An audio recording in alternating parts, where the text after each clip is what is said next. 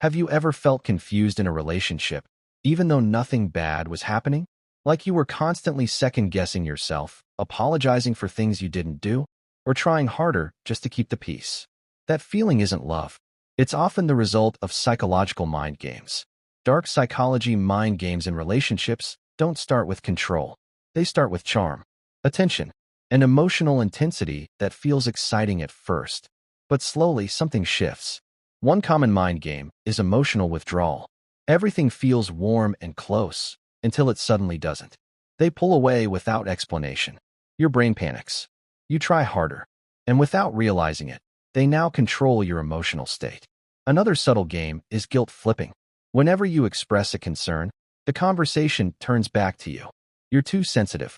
You're overthinking. Now you're defending yourself instead of addressing the issue. That's not communication. That's psychological control. Then there's gaslighting. Small at first. They deny things you clearly remember. They question your reactions. Over time, you stop trusting your own perception and start relying on theirs. This is one of the most damaging mind games because it attacks your confidence quietly. Another tactic is future faking. They talk about a future together, make promises, paint a perfect picture, but their actions never match their words. The promise keeps you emotionally invested. The inconsistency keeps you confused. And confusion is powerful. Dark psychology works best when emotions are high and boundaries are weak. Because when you're emotionally attached, logic takes a back seat. Here's something most people don't realize. These mind games are rarely about love. They're about control. People who use them often fear abandonment, rejection, or losing power. Instead of building trust, they manipulate emotions to feel secure. But here's the truth. Healthy relationships feel calm. You don't feel constant. Anxious. You don't feel like you're walking on eggshells.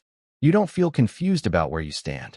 The moment you start feeling small, unsure, or emotionally exhausted, that's your signal. Awareness is the strongest defense. When you recognize the pattern, the game loses its power.